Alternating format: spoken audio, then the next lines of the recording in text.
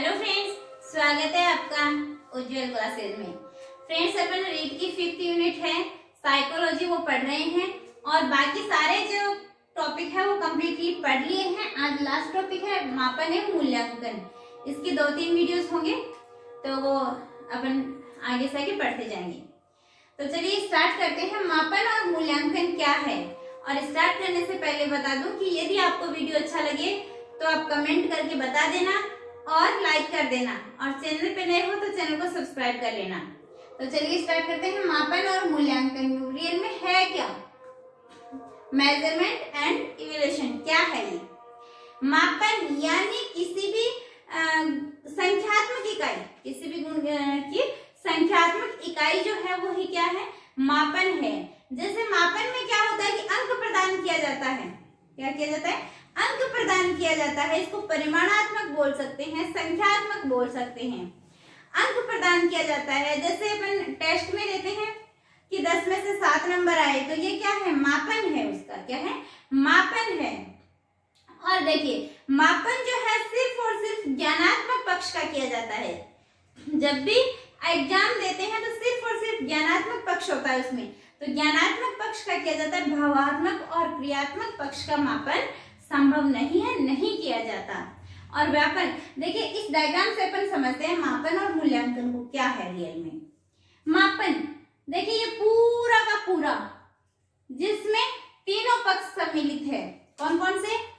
ज्ञानात्मक, भावात्मक और क्रियात्मक, तीनों पक्ष सम्मिलित है। तो पूरे को क्या बोलेंगे? मूल्यांकन। क्या बोलेंगे? मूल्यांकन। अब मूल्यांकन में ही क्योंकि ज्ञानात्मक, भावात्मक, क्रियात्मक तीनों है, तो ज्ञानात्मक पक्ष को क्या बोलेंगे? मापन। ज्ञानात्मक पक्ष का क्या किया जाता है? मापन। तो सिर्फ ये छोटा सा पार्ट है, और ये किसका पार्ट है? इस पूरे का, यानी मूल्यांकन का ही पार्ट है। मापन जो है किसका पार्ट है? मूल्यांकन का ही एक भाग है। मापन क्या है? सीमित है, छोटा सा है, और मूल्यांकन विस्तृत है, व्यापक है। मूल्यांकन क्या है? व्यापक है। मापन क्या है? संकुचित, छोटा सा, निसीमित, और मूल्यांकन विस्तृत है, व्यापक है। मापन एक पक्षीय है क्योंकि ज्ञानात्मक पक्ष का होता है सिर्फ, और ये बहुपक्षीय है। ज्ञानात्मक, क्रियात्मक और भावात्मक तीनों पक्षों का होता है। मापन के लिए अपने को निश्चित विधियां, निश्चित स्थान, निश्चित समय, सब कुछ डिसाइड करना पड़ता है, यानी औपचारिक है। मापन क्या है? औपचारिक है। और मूल्यांकन क्या है? अनौपचारिक प्रक्रिया है। कभी भी कैसे भी किया जा सकता है मूल्यांकन। तो इसमें अंक प्रदान किया जाता है और इसमें मूल्य का अंकन प्रदान किया जाता है, यानी मूल्य निर्धारण किया जाता है। मूल्य का निर्धारण किया जाता है। उसकी जैसे इसमें बता दें कि स्टूडेंट के इतने नंबर आए, लेकिन इससे उसका पूरा व्यक्तित्व तो नहीं पता चला। कैसे पता चलेगा? मूल्यांकन से, कि वो बच्चा कैसा है, उसकी एक्टिविटी कैसी है, उसका व्यक्तित्व कैसा है, इससे मूल्यांकन से पता चलेगा। तो मापन क्या है?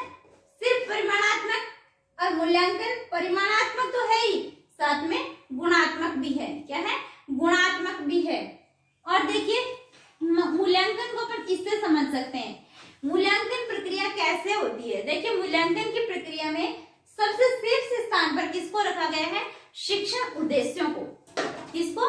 क्योंकि सबसे ज्यादा इंपॉर्टेंट क्या होता है शिक्षण में? शिक्षण उद्देश्य होते हैं। तो शीर्ष स्थान पे किसको रखा गया? शिक्षण उद्देश्यों का। और शिक्षण उद्देश्यों का निर्धारण कौन करता है? शिक्षक करता है। किसको ध्यान में रखकर? शिक्षार्थी को ध्यान में रखकर। इसके बाद में अधिगम अनुभव। जो विद्यार्थी है उसने अधिगम अनुभव प्राप्त किए या नहीं किए, उसने कुछ सीखा या नहीं सीखा, उसने अधिगम किया या नहीं किया, और व्यवहारगत परिवर्तन, उसके व्यवहार में परिवर्तन हुआ या नहीं हुआ, ये किससे पता चलेगा? मूल्यांकन से पता चलेगा। अब देखिए, मूल्यांकन का जो फर्स्ट उद्देश्य है, फर्स्ट काम क्या है? निर्णय देना। क्या है? निर्णय देना। निर्णय देना। किसके बारे में निर्णय देना? देखिए, शिक्षक उद्देश्य उसने बनाए। जैसे टीचर इस क्लास में जाता है, उससे पहले उद्देश्य का निर्धारण करता करता है कि आज मुझे ये टॉपिक पढ़ाना है और मेरा उद्देश्य है ये बच्चे अच्छे से अधिगम कर सके, बच्चे अच्छे से समझ सके। जैसे मैं आज ये टॉपिक आपके सामने लेके आई मापन और मूल्यांकन, तो मैंने शिक्षण उद्देश्य क्या निर्धारित किया है कि मेरा उद्देश्य है, शिक्षण उद्देश्य है कि आप लोगों को मापन और मूल्यांकन अच्छे से समझ में आ जाए, ये मेरा उद्देश्य है। तो शिक्षण उद्देश्यों का निर्धारण करना, ये निर्णय देना कि शिक्षण उद्देश्य प्राप्त हुए या नहीं हुए, तो क्या है मूल्यांकन, व्यवहारिक परिवर्तन को क्या कहते हैं, मूल्यांकन से ही इसका निर्धारण होता है। तो मूल्यांकन करना यानी मूल्यांकन किसका, कि शिक्षण उद्देश्य प्राप्त हुए या नहीं हुए इसका निर्णय देना, शिक्षण उद्देश्य प्राप्त हुए या नहीं हुए इसका निर्णय देना किसका उद्देश्य है, मूल्यांकन का। फिर देखिए अधिगम अनुभव, अधिगम अनुभव जो है यानी शिक्षण उद्देश्य जो निर्धारित किए थे उससे बच्चों में अधिगम अनुभव यानी अनुभव प्राप्त यानी अधिगम सीखे या नहीं सीखे इसका निर्णय देना। मूल्यांकन का उद्देश्य क्या है, शिक्षण उद्देश्य प्राप्त हुए ना हुए इसका निर्णय देना, अधिगम अनुभव प्राप्त हुए या नहीं हुए, बच्चों में अनुभव अधिगम किया या नहीं किया इसका निर्णय देना, और किसका निर्णय देना, व्यवहारगत परिवर्तन, बच्चों के व्यवहार में परिवर्तन हुआ या नहीं हुआ इसका निर्णय देना। तो ये क्या है, मूल्यांकन का उद्देश्य क्या है, निर्णय देना, क्या है, निर्णय देना। इसके बाद में मापन और मूल्यांकन आई थिंक आपको समझ में आ गया होगा। मापन और मूल्यांकन कि मापन का क्षेत्र क्या है, सीमित है, मूल्यांकन क्षेत्र क्या है, विस्तृत है। और मापन औपचारिक प्रक्रिया है, मूल्यांकन अनौपचारिक है। मूल्यांकन से पहले मापन किया जाना जरूरी है, मूल्यांकन से पहले मापन किया जाना जरूरी है। मूल्यांकन किसका भाग, मापन किसका भाग है, मूल्यांकन का ही एक भाग है, मूल्यांकन का ही एक भाग है कौन, मापन। और मापन जो है संकुचित है, सीमित है, और मूल्यांकन विस्तृत प्रक्रिया है। मापन एक पक्षीय होता है, ज्ञानात्मक पक्ष का होता है, जबकि मूल्यांकन ज्ञानात्मक, भावात्मक, क्रियात्मक तीनों पक्षों का होता है। तो इसमें बड़े आपको अंतर है, और इनको देखिए रटना नहीं है, इनको सिर्फ और सिर्फ समझना है, और समझ के आधार पर ही उसके आंसर देने जब अपने सामने क्वेश्चन आएंगे। इसके बाद में देखिए इनकी कुछ परिभाषाएं हैं, इनको याद रखते हैं, देखते हैं इन परिभाषाओं को। सबसे पहले मापन की परिभाषाएं दी गई है, और मापन की परिभाषाएं सबसे पहले किसने दी, स्टीवेंस महोदय ने। स्टीवेंस महोदय कहते हैं निश्चित स्वीकृत नियमों के अनुसार वस्तुओं को अंक प्रदान करने की प्रक्रिया ही क्या है, मापन है। अंक प्रदान करने की प्रक्रिया ही मापन है। तो मापन में अंक प्रदान किए जाते हैं, लेकिन इस परिभाषा को याद भी रखना है। कई बार पूछ लिया जाता है कि ये परिभाषा किसकी है, ये कथन किसका है, तो याद कैसे रखेंगे, स्टीवेंस यानी सटीक अंक प्रदान करना। 10 में से 7 आ गए, 10 में से 9 आ गए, सटीक अंक प्रदान कर दिए। सटीक अंक प्रदान करना मापन है। सटीक मतलब स्टीवेंस, और अंक प्रदान करना यानी जिसमें अंक प्रदान किए जाते हैं वो क्या है, मापन है। सटीक अंक प्रदान करना ही मापन है। फिर दूसरी देखिए थॉर्नडाइक। थॉर्नडाइक कहते हैं कि जो कुछ भी अस्तित्व में है वह किसी न किसी मात्रा में है, यही क्या है, मापन है। जो कुछ भी अस्तित्व में है वह किसी न किसी मात्रा में है। जैसे कोई भी अस्तित्व में है, इसकी भी मात्रा होगी कि ये कितना लंबा है, कितना चौड़ा है, कितना इसका वेट है, ये भी क्या है, मापन है। कि किसी की हाइट है, वजन है, अंक है, सारे क्या है, मापन। तो ये कहता है अस्तित्व में जो भी चीज है किसी न किसी मात्रा में होता है। और आपको पता है कि मात्रात्मक जो सिद्धांत है वो किसने दिया था, थॉर्नडाइक ने दिया था। तो इसको तो आप ऐसे भी याद रख सकते हैं, थॉर्नडाइक ने मात्रात्मक गुणों की बात की थी। फिर देखिए ब्रैडफील्ड और मर्डॉक, इनकी अच्छी परिभाषा है। किसी तथ्य के विभिन्न आयामों को प्रतीक प्रदान करना ही मापन है।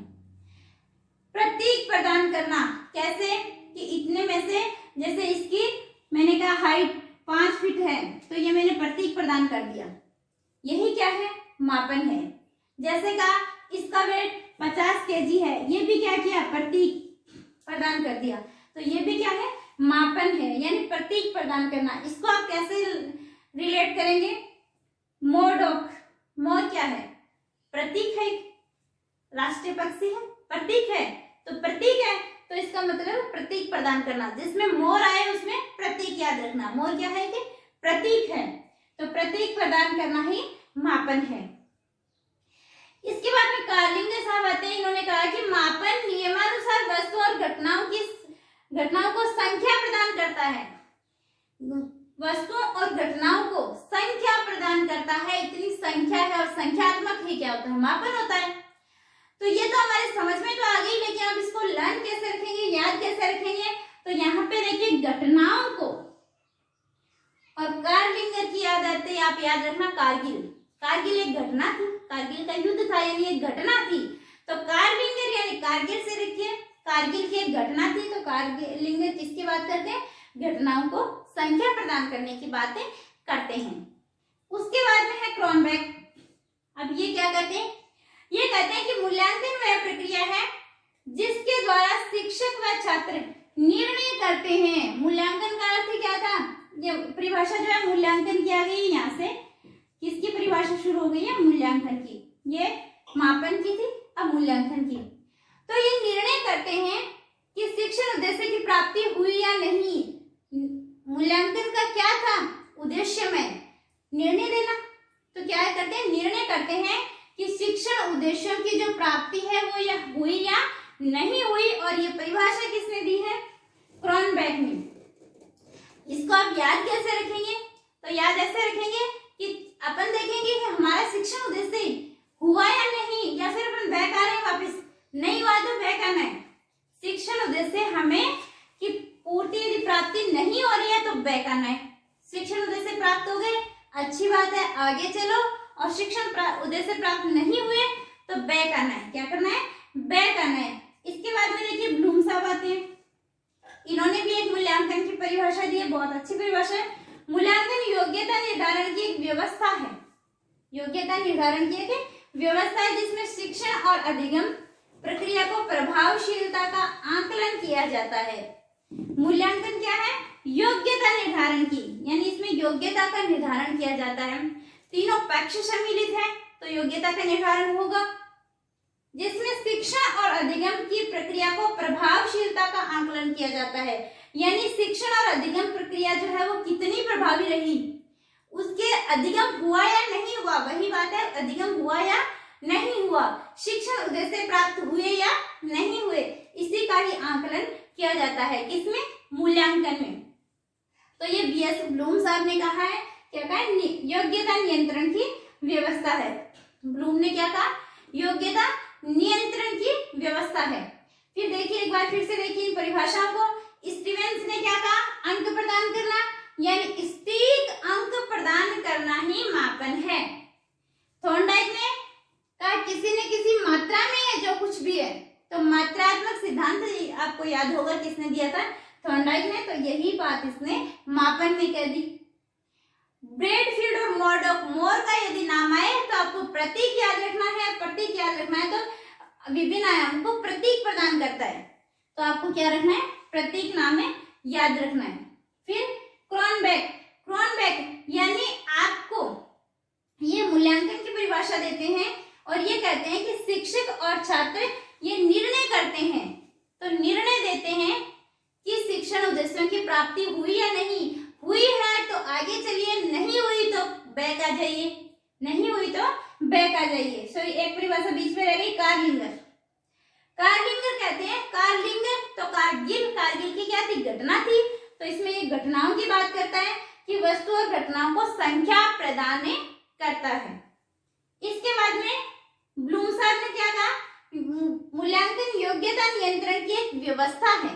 योग्यता नियंत्रण की एक व्यवस्था है जिसमें अधिगम और शिक्षण प्रक्रिया को प्रभावशीलता का आकलन किया जाता है कि कितनी प्रभावी रही, शिक्षण उद्देश्य प्राप्त हुए या नहीं हुए, अधिगम हुआ या नहीं हुआ। तो ये क्या कहते हैं, योग्यता नियंत्रण की एक व्यवस्था है। अब आगे कुछ मूल्यांकन की और कुछ परिभाषाएं देखते हैं। मूल्यांकन की कुछ और परिभाषाएं देख लेते हैं। एक वेस्ले साहब हैं, इन्होंने मूल्यांकन की बहुत अच्छी परिभाषा दी है कि मूल्यांकन एक समावेशित अवधारणा है, इसमें सारा समावेश है, ज्ञानात्मक, भावात्मक, क्रियात्मक यानी और ये परिमाणात्मक, गुणात्मक दोनों प्रक्रियाएं यानी सारा इसमें समावेश है, जो इच्छित परिणामों के गुण, महत्व, प्रभावशीलता, निर्णय लेने के लिए सभी प्रकार के साधनों की ओर संकेत करता है। यानी निर्णय लेने के लिए सारे गुण इसमें समाहित होंगे। कौन से? जैसे उसका गुण भी अवगुण भी सारे उसमें समाहित होंगे, उसका क्या महत्व है, उसको कितना प्रभावी है। और मूल्यांकन का विशेष अपन ने देखा था कि उद्देश्य क्या था? निर्णय देना या फिर निर्णय लेना। तो ये क्या कहता है? समावेशित अवधारणा है। कौन कहता है? वेस्ले। क्या कहता है? वेस्ले कहता है समावेशित अवधारणा है। तो इसको कैसे याद रखेंगे? समावेशित अवधारणा यानी समावेश कर लेता है व्यस्त चीजों को भी समावेश कर लेता है, तो समावेशित अवधारणा है। फिर देखना दांडेकर, इन्होंने परिभाषा दी है कि शैक्षिक उद्देश्यों को बालक किस सीमा तक प्राप्त किया गया है, यह जानने की प्रक्रिया ही क्या है? मूल्यांकन है। शैक्षिक उद्देश्यों को बालक द्वारा किस सीमा तक उद्देश्यों को प्राप्त किया गया, यही जानने की प्रक्रिया क्या है? मूल्यांकन है। तो बालक से पूछे किस सीमा तक, बालक ने किस सीमा तक प्राप्त किया है, और यदि सीमा तक नहीं पहुंचा है तो सीमा तक जान नहीं गया तो क्या पढ़ेंगे? डंडे पढ़ेंगे। हालांकि डंडे विरुद्ध है, खिलाफ है, ये एकदम सरासर बंद है, लेकिन इसको लर्न करने के लिए, अपन याद रखने के लिए अप्लाई कर सकते हैं कि किस सीमा तक नहीं गया है तो डंडे पड़ेंगे। ठीक है। फिर है कोठारी। कोठारी ने क्या है? कोठारी आयोग ने क्या दी है? मूल्यांकन एक सतत प्रक्रिया है, ये पूछी भी जा चुकी है, जो शिक्षा का अभिन्न अंग है तथा शिक्षण उद्देश्यों के साथ घनिष्ठ संबंध है। मूल्यांकन प्रक्रिया का शिक्षण उद्देश्यों के साथ में घनिष्ठ संबंध है। शिक्षण उद्देश्य इसीलिए तो मूल्यांकन प्रक्रिया में शीर्ष स्थान पर रखे गए थे, और इसके साथ में क्या है? घनिष्ठ संबंध है। यानी सबसे पहले शिक्षण उद्देश्यों के बारे में निर्णय देता है कि शिक्षण उद्देश्य प्राप्त हुए या नहीं हुए। देखिए टीचर जो है, मूल्यांकन उसका भी होता है कि उसने जो शिक्षण उद्देश्य बनाया वो यदि अधिगम में परिवर्तन हुआ है, बच्चों में अधिगम हुआ है, व्यवहार में परिवर्तन हुआ है, इट मीन्स उसको शिक्षण उद्देश्य प्राप्त हो गए, तो उसके लिए भी तो जरूरी है मूल्यांकन। देखिए एक बार फिर से, वेस्ले ने कहा समावेशित अवधारणा है, वेस्ट चीजों को भी समावेश कर लिया किसने? मूल्यांकन में। डंडेकर ने बालक किस सीमा तक जा रहा है, सीमा पार कर रहा है तो डंडे मारो, बालक सीमा पार कर रहा है तो डंडे मारनी है। फिर कोठारी आयोग ने क्या कहा कि शिक्षण उद्देश्यों के साथ में मूल्यांकन का क्या है? घनिष्ठ संबंध है, और यह है कि सतत प्रक्रिया, निरंतर चलने वाली प्रक्रिया है। तो ये थी। अब देखते हैं परिभाषाएं, अब देखते हैं मूल्यांकन की कुछ विशेषताएं। अब देखिए मापन, मूल्यांकन की विशेषता। अपन मापन की बात नहीं करेंगे अब, क्योंकि मापन तो क्या है? मूल्यांकन का ही एक हिस्सा है, तो मूल्यांकन जो है उसके अंदर ही समाहित है, इसलिए मापन की बात नहीं करेंगे। आगे सिर्फ और सिर्फ किसकी बात करेंगे? मूल्यांकन की बात करेंगे। तो मूल्यांकन की विशेषताएं क्या है? देखिए, मूल्यांकन किसी शक्ति तथा कमजोरी, उसकी कमियों और अच्छाइयों का एक दर्पण है। यानी मूल्यांकन से हमारे सामने हमारा व्यक्तित्व आ जाता है कि क्या कमी है, क्या इसकी अच्छाई है, क्या शक्ति है और क्या कमजोरी, सारी जो है विशेषताएं उसके सामने आ जाती है। अच्छाइयों का एक दर्पण है।